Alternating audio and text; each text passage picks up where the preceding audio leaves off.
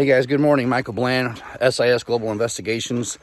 Have been wanting to make a video on this Irvo Otieno, the gentleman who was in the Virginia State, mental hospital after having some, some type of health issues and mental breakdown, etc. And there was 7 law enforcement officers and 3 hospital staff charged with second-degree murder.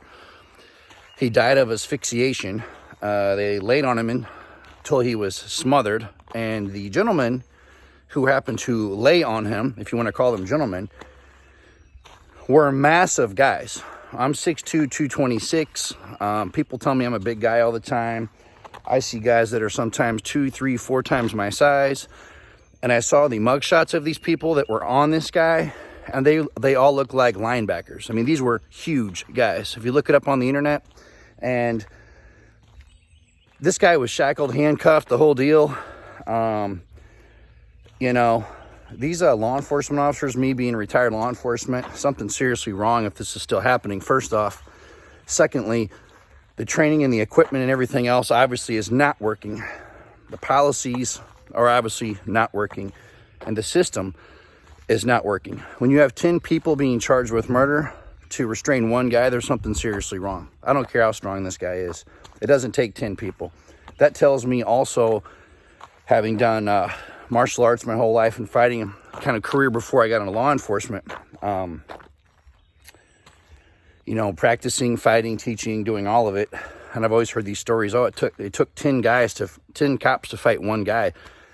This guy must have been so tough. And I always thought that too until I got into law enforcement. And then I realized what's going on is that these guys don't know what they're doing. It's not that the guy they're fighting is tough. It's that the guy has the people that are in these positions. The training's horrific, and gets into numerous other cases where this has also happened. But you see cases where the officer wasn't tough enough, or couldn't fight well enough, or couldn't take a punch, and ended up having to shoot the person. And that is a very real situation, and you don't ever hear that dynamic talked about too much. It gets into use of force and just all kinds of other things. But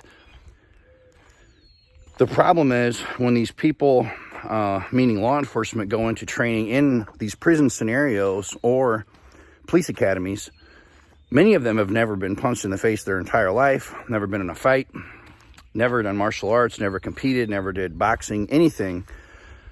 And frankly, aren't as tough as some of these people that are out there on the streets. You have more and more officers now fighting and training and also being more physically active than cops, 40, 50, 60 years ago. Of course, times have changed, but and the big fad right now also is in the tactical training and the physical, the martial arts stuff. But all in all, something's obviously still wrong then. I mean, what is, 10 people charged with murder? I was helping out a couple years ago, back in law enforcement, still certified, post-certified in the state of Missouri, and I will not name the agency. We had a resisting. Guy was running, fighting, resisting, the whole deal. And when we finally caught up with him, we got him on the ground, got him handcuffed. He was laying in a ditch in some tall grass, and a sheriff's deputy showed up to assist me.